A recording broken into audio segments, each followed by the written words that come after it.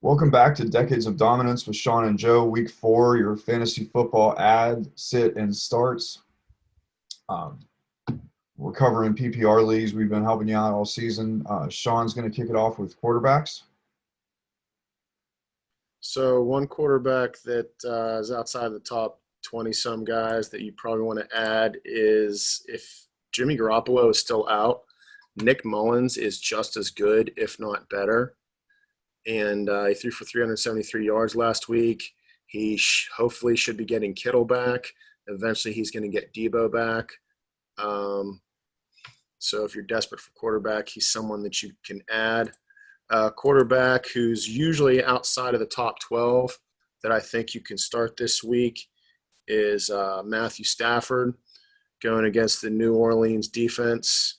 They're not playing the pass as well as they have in the past, and Stafford just got Golladay back. So a second week with him back is really going to help him be a startable quarterback for you. The quarterback inside of the top 12 that I recommend you sit is Cam Newton. Kansas City just stifled Lamar Jackson, and Cam Newton really needs those rushing touchdowns, usually to have a big day. The New England passing offense just isn't really much of anything. 2 out of 3 times he's thrown for less than 200 yards. That's not the kind of production you want in a starting quarterback. Very true. And I would also point out to players who drafted Deshaun Watson. Don't forget, guys, if you drafted anybody on the Houston Texans, including Deshaun, they've had a really rough schedule to start the season with the Chiefs and the Ravens and the Steelers. So expect those games to get a little easier for them going forward, and they're going to start putting up some more points. Not that he's been terrible, but don't panic. Sean, who do you have for running backs? So other than the obvious injury guys like Carlos Hyde, if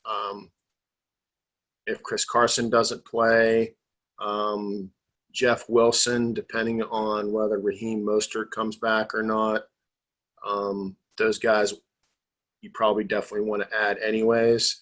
But the one guy who really impressed me was Brian Hill from the Atlanta Falcons. He actually looked a lot more explosive than Todd Gurley.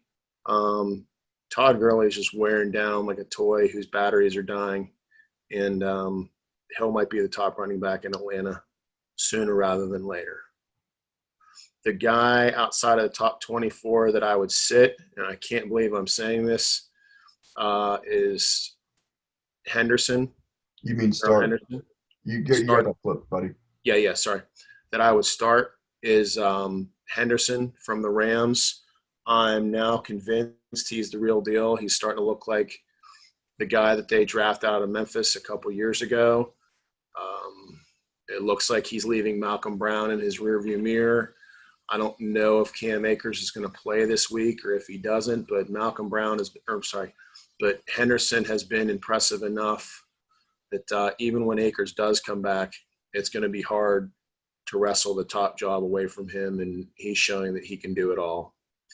The sit that I recommend this week inside the top 24 is Josh Jacobs. Nothing against Josh Jacobs. I absolutely love the kid. He runs hard, but they are wearing him out in Las Vegas. And he's just got another tough matchup against the Buffalo Bills. So I would, not only sit him if you have another really good option, but Yeah, that's what I was gonna. Right, that's what I was gonna ask you. Is like, say, if you're in a 2 running back league, you would really need a good third running back to want to sit Josh Jacobs, right? right. So, like, for example, if I had somebody like Antonio Gibson or Henderson, or I really like Singletary a lot that Zach Moss is now out, I might play those guys over Josh Jacobs. I would play those guys over Josh Jacobs. Okay, let's move on to wide receiver. We had a big week for Justin Jefferson, and he's your first ad for the week.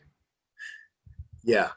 So if you are in a league with a total idiot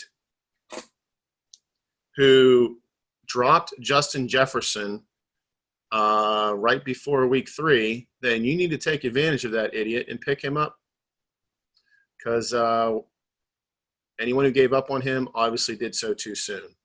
He showed the talent that made him universally ranked as one of the top 4 receivers heading into the draft, and I think it's just a sign of things to come. I definitely get him on my roster if at all possible. I mean, he's even borderline start consideration. Right. Based on the preseason, it looked like Irv Smith Jr. might be the second in line for targets on the Vikings. He was outperforming Justin Jefferson. He performed well last year.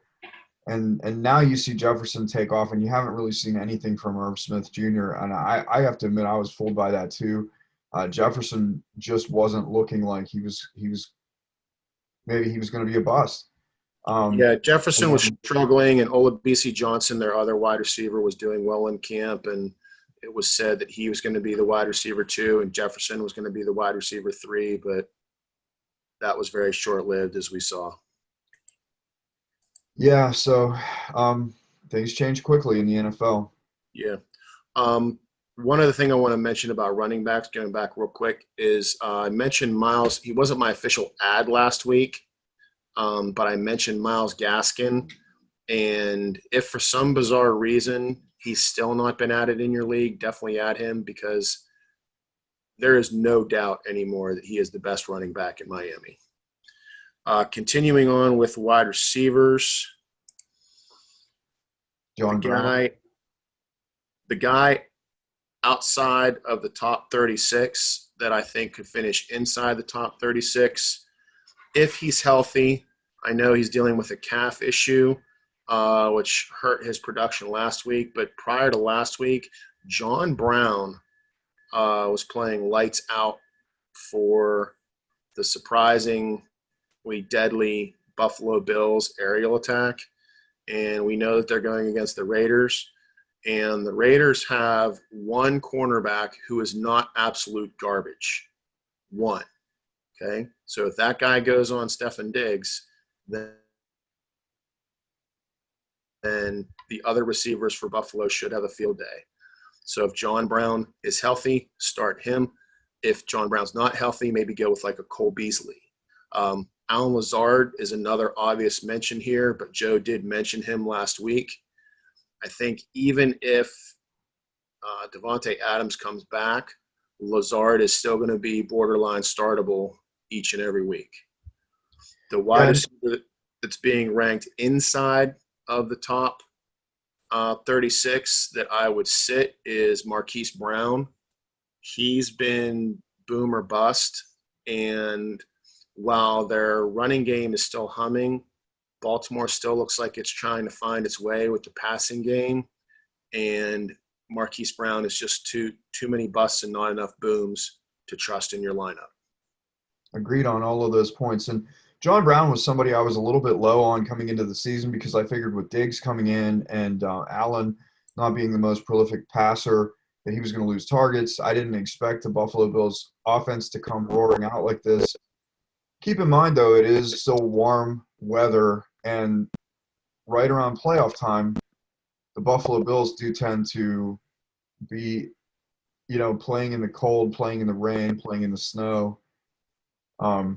So it may put a damper on the playoff performance of some of these receivers. Yeah, I mean this advice is for week 4. Right, so. right. Yeah, no question about this week's advice. Just saying, like, for those of you that might be expecting the Buffalo Bills offense to stay this prolific all season, that may not be the case. No, I mean, if it did, Josh Allen would literally have the best quarterback season ever. Right. If he continued at this pace, which I don't think is possible. Yeah, and then I'll add a little bit. As we've talked about Lazard in a few of our drafts. I've been big on this guy.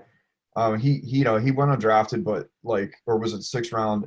The guy's 6'5". He's huge. He had incredible records at Iowa State, all kinds of statistics, and they just didn't think that anything would come of him. Now, last week, he had a big week because Devontae Adams was out, but he caught was it a 70-yard pass and a 50-yard touchdown, and he almost caught well, I don't know about almost, but he had a chance to catch a one-handed pass while he was being interfered with in the end zone.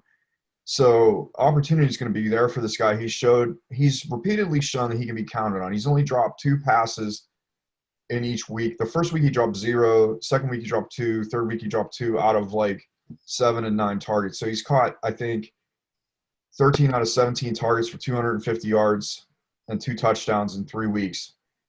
So expect that to possibly keep moving up. Let's move on to tight ends. Yeah, we've been talking about Alan Lazard, especially you, Joe, since we literally first started doing these episodes back in June with rookie drafts and possible free agents that may not be on a team. So if you don't know that we love Alan Lazard now, then you haven't been Right. paying that close attention. Right, but it's For not tight just end, fanboy. There's reasons, there's facts behind it. oh yeah, Sean, most definitely. tight ends. Yeah, for tight end, Mo Alie-Cox made me a believer this week. I usually like to see a guy do something 2 weeks in a row before I go ahead and pull the trigger. And it does like he's putting Doyle on the back burner there. Mo Alie-Cox is one of those big former basketball player type tight ends, and we know how successful that they can be in the NFL, and we know that Phillip Rivers likes those kind of guys. Antonio Gates being the most recent example. So definitely go ahead and add Mo Alie-Cox if he's still available. Our ad from last week was Schultz at tight end, and now he's gone ahead after proving us right that we should add him. I think you take it one step further, and he is the tight end outside of the top 12 that I think is most likely to finish inside the top 12 this week. The guy inside the top 12 that I think is most likely to finish outside of them is Hunter Hurst. He's been extremely disappointing. He caught the 1 touchdown pass early, but then did absolutely nothing else. He's just disappearing for large parts of the game, like Austin Hooper never did. It really seems like Russell Gage has taken that third receiver spot over, and I don't know if they're just not leaving enough for the tight end, or Hurst isn't doing what he needs to do, but that connection between him and Matt Ryan is definitely not there, like the tight end connection that Ryan had with his tight ends last year. Right. I know that Gage, I think, is questionable, and Julio, I think, is also questionable, but Julio didn't play this week, and it didn't help Hurst. He still only had the 1 catch for the touchdown. So I don't know that I drop him yet, but I definitely would bench him. Yeah, I wouldn't drop him because if you remember Austin Hooper, first couple of years, he would be up and down, and he had games just like Hurst is having now, where you catch 1 pass for a touchdown, and then the next week he'd catch 5 passes for 80 yards, and it was sort of up and down. Well, and Hurst didn't really Hurst break is out until last year, but that connection between Hooper didn't really break out until last year, but Hurst and Ryan could develop that connection as the season goes on. So I wouldn't drop him. no, I wouldn't drop him, but Hurst was, and we said this going all the way back to our best ball draft. The problem with Hurst is he's been in this league for a while now, and he's underproduced for a while, and he's just still doing that. So until he stops doing that, at the very least, leave him on your bench. Right. I mean, and some of that hasn't been his fault. His first year with the Ravens, he was injured, and then Andrews sort of outshined him. I mean, and then he came back and he was part of a tight end by committee with the Ravens, and then he got traded, which always isn't a good sign. But Atlanta saw enough faith in him to replace Hooper with him. So, I still have faith. I think it's going to change as the year goes on. But I agree with Sean. Leave him on your bench for now until he proves he can do it.